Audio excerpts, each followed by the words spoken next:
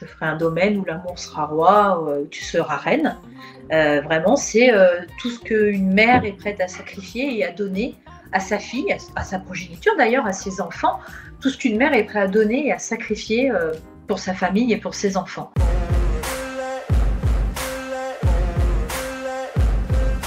On va suivre Maud qui a 25 ans et qui entretient une relation très fusionnelle, une très belle relation d'amour fusionnelle avec sa maman.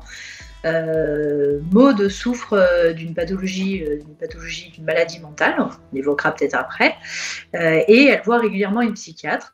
Et un jour, cette psychiatre lui dit écoutez, Maud, moi, à mon avis, aussi, vos problèmes psy peuvent peut-être prendre leurs racines dans cette relation très fusionnelle que vous avez avec votre maman. Au lieu de vous voir, de manger ensemble 3 fois par semaine, au lieu de vous appeler matin, midi et soir, au lieu de vous envoyer des centaines de textos, lâchez un peu du lest et faites une petite pause de 7 jours et voyez si de prendre un peu de distance ne vous fait pas du bien à toutes les deux.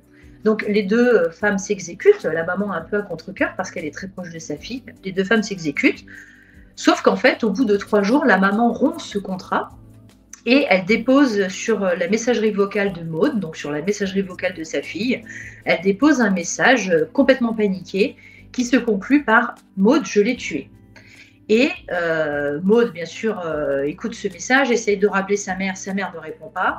Donc elle se précipite auprès de sa maman qui habite dans la maison d'enfance que Maud a toujours connue, là où elle a grandi. Et là, je ne vous en dis pas plus, mais quand Maud pousse la porte de cette maison, c'est l'enfer sur Terre. Ce sont d'ailleurs ces mots dans le roman, c'est l'enfer sur Terre. Et elle va... en fait, j'ai pris un peu le contre-pied du roman, du thriller habituel, du roman noir habituel, puisque là, on ne sait pas qui est la victime, mais on sait qui est le coupable. C'est vraisemblablement la maman. Et donc là, Maud va aller de pièce en pièce dans cette maison pour savoir où est la victime, qui est la victime. Je dis souvent que mes romans s'articulent autour de la question, autour de la problématique, jusqu'où peut-on aller au nom de ? Et là, j'avais envie de traiter l'amour. Et je me suis dit, quoi de plus pur que l'amour maternel ? Et quoi de plus antinomique finalement que l'amour et le thriller polar ? J'hésitais avec beaucoup de maladies pour me dire finalement que c'était la schizophrénie qui servirait le mieux mon récit, notamment parce que la schizophrénie souffre de beaucoup de clichés.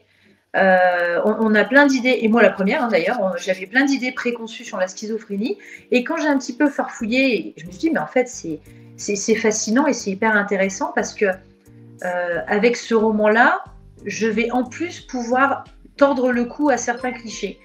Et c'est un peu mon idée alors pas de donner des leçons, attention, mais je me dis en me penchant sur les maladies psy comme ça, c'est intéressant aussi de se faire un petit peu, en toute humilité, porte-parole pour tordre le cou à certains clichés sur les maladies psy qui peuvent parfois nous faire peur et sur lesquelles on a plein d'idées préconçues. Je n'avais pas pris la mesure d'à quel point la schizophrénie pouvait être une maladie liée aux 5 sens. Et en fait, en découvrant plus sur le sujet, je me suis dit, mais en fait, non seulement on va être dans la tête de Maud, mais on va être aussi dans le corps de Maud. C'est-à-dire qu'on va vraiment, le corps, on va sentir, toucher, voir, goûter. On va avoir des textures au bout des doigts. C'est vraiment c'est presque un jeu de rôle. C'est un jeu de rôle et un peu un livre dont vous êtes le héros. C'est-à-dire qu'on est dans le corps de Maud et on va ressentir tout ce qu'elle ressent au niveau des 5 sens. La pathologie dont souffre la maman de Maud, qui est le syndrome de Diogène. Alors il y a d'autres pathologies, mais ça on laissera peut-être les lecteurs découvrir. On va dire que sur les 2 principales, on a aussi le syndrome de Diogène.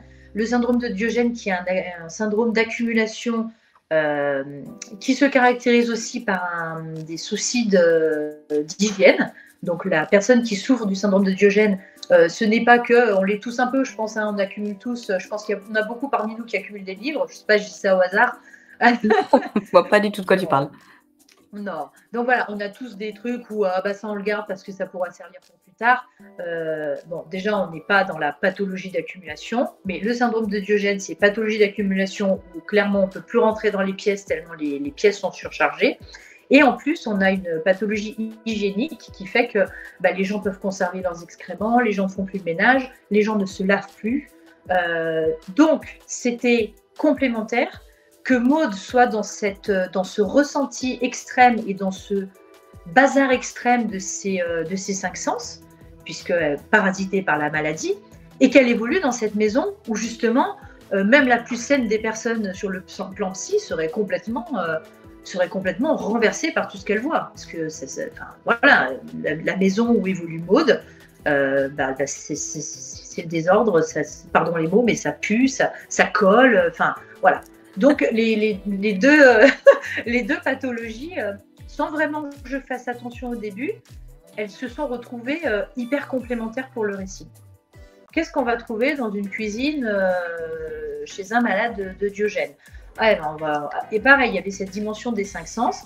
Donc on ne va pas seulement voir des détritus ou des poubelles, on va aussi sentir des odeurs de boîtes de raviolis ouvertes depuis 2 semaines, de jambon qui traîne.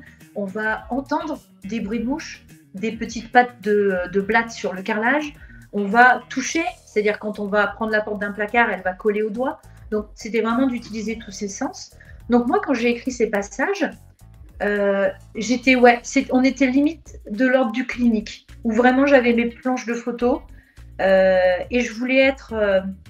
j'ai presque pas été impactée par ces passages, contrairement à d'autres, parce que j'étais tellement dans le désir d'être au plus proche de la description, au plus proche de l'immersion, que je faisais mon job, quoi. C'était mon job et j'étais pas du tout dans l'affect à ce moment-là. Bon, on est des êtres humains et on est fasciné parfois par l'abject, pardon, j'ai envie de dire.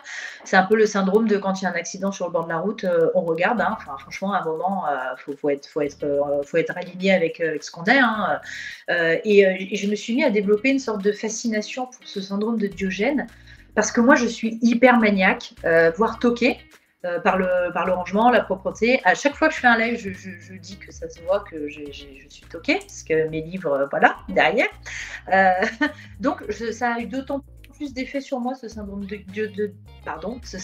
Diogène, parce que c'est tellement à l'opposé de ce que je suis moi, que du coup, ça me fascine, et en même temps, ça me blesse profondément pour ces personnes, parce que ces personnes qui vivent très isolées, parce qu'elles ont honte, et aussi parce que si elles font rentrer quelqu'un, alors rentrer physiquement et moralement quelqu'un dans leur univers ou dans leur maison, c'est le risque que cette personne leur dise ah bah c'est sale chez toi, ou on va se reprendre en main. Or c'est une maladie et elles ont besoin de cette accumulation et de cette saleté pour se sentir bien. Donc c'est un sujet hyper intéressant et en même temps assez touchant. Plus on s'enfonce dans l'espace intime de cette maison, avec la salle de bain, les chambres, le placard, la chambre de Maud elle-même, la dépendance de la maison. Plus on s'enfonce dans ces pièces intimes, plus on s'enfonce dans l'intime de Maud, plus elle va lever des voiles sur des secrets et sur des découvertes, des choses qu'elle va trouver dans cette maison. Donc ça, c'était prévu. Cette escalade, elle était prévue. Pour que finalement, plus elle avance, et plus c'est dur, plus c'est horrible, et plus elle découvre des choses. Ça faisait partie du plan et ça faisait partie de mon déroulé d'intrigue. Je ferai un domaine où l'amour sera roi, où tu seras reine. Vraiment, c'est tout ce qu'une mère est prête à sacrifier et à donner à sa fille, à sa progéniture d'ailleurs, à ses enfants. Tout ce qu'une mère est prête à donner et à sacrifier pour sa famille et pour ses enfants. Et où tu seras reine, oui, c'est vraiment de porter l'enfant, on dit souvent les enfants rois, mais c'est vraiment de donner un trône à ses enfants, de les ériger vraiment en roi et en reine.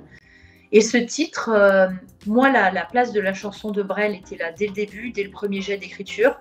La place de la chanson a toujours été là. On a dû d'ailleurs, il y a une strophe dans le roman qui apparaît telle qu'elle, de la chanson de Brel, Ne me quitte pas, où des droits ont dû être acquis auprès de la Fondation Brel pour mettre dans le texte ces strophes-là, et aussi pour l'utilisation du titre qui pour le coup a été trouvé par mon éditeur Glenn Tavnek.